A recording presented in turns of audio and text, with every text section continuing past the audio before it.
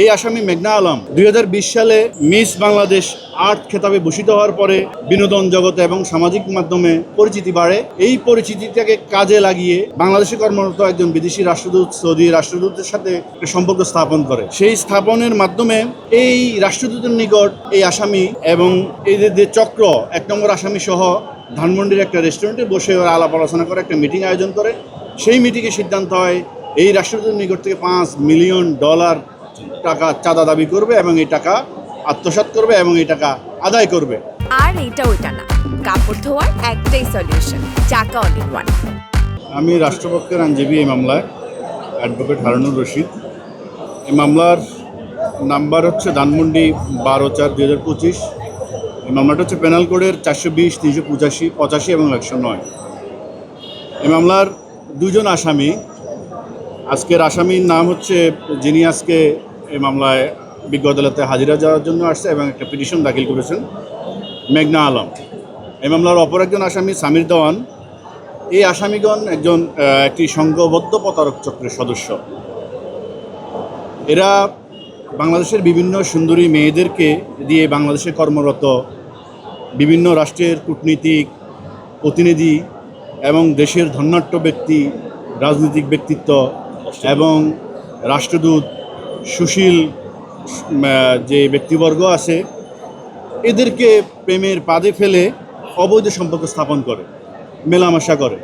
এই অবৈধ সম্পর্ক স্থাপনের মাধ্যমে সুকৌশলে বিভিন্নভাবে এদেরকে অবৈধ পন্থা অবলম্বন করে এদের কাছ থেকে মোটা অঙ্কের টাকা দাবি করে, চাঁদা দাবি করে, চাঁদা নেয়।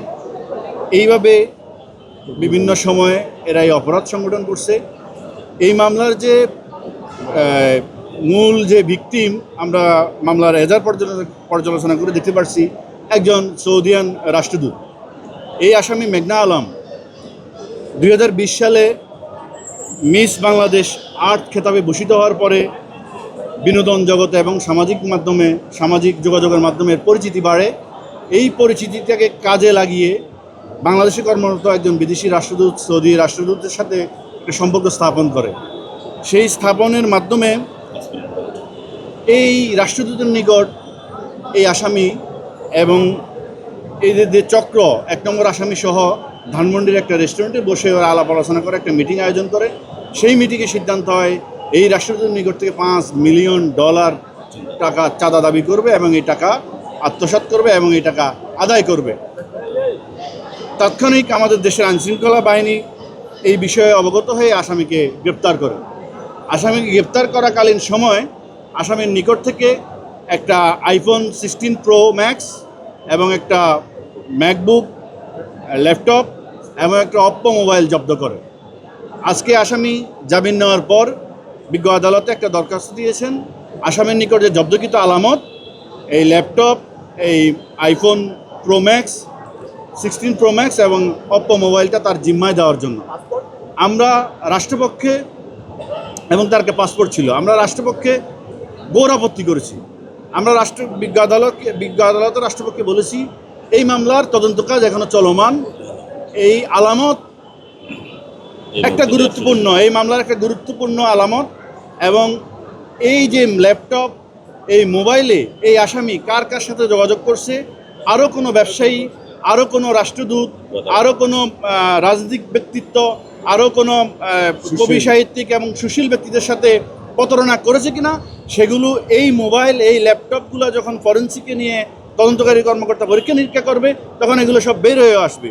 তদন্তের এই মুহূর্তে বিজ্ঞ আদালত যদি এই মোবাইল এবং জব্দকৃত আলামত এই আসামির নিকট জিম্মায় দিয়ে দেয় তাহলে এই মামলার আলামত, গুরুত্বপূর্ণ আলামত নষ্ট হবে। বিজ্ঞ আদালত রাষ্ট্রপক্ষের বক্তব্য শুনছে এবং আজকের আসামির বক্তব্য শুনেছে, আসামি পক্ষের আইনজীবীর বক্তব্য শুনেছে।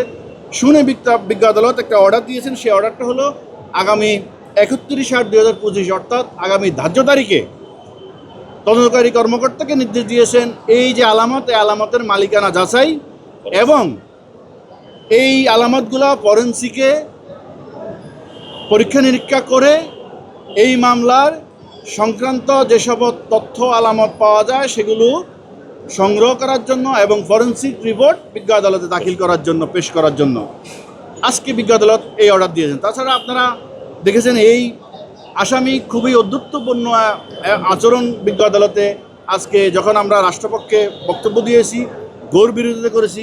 এই আসামি খুবই অধ্যুত্বপূর্ণ আচরণ করেছে বিজ্ঞ আদালতে রাষ্ট্রপক্ষের সাথে এবং অন্যান্য এজলাসে অন্যান্য আইনজীবীর সাথে খুবই মিসবিহেভ করেছে। এটা অত্যন্ত দুঃখজনক।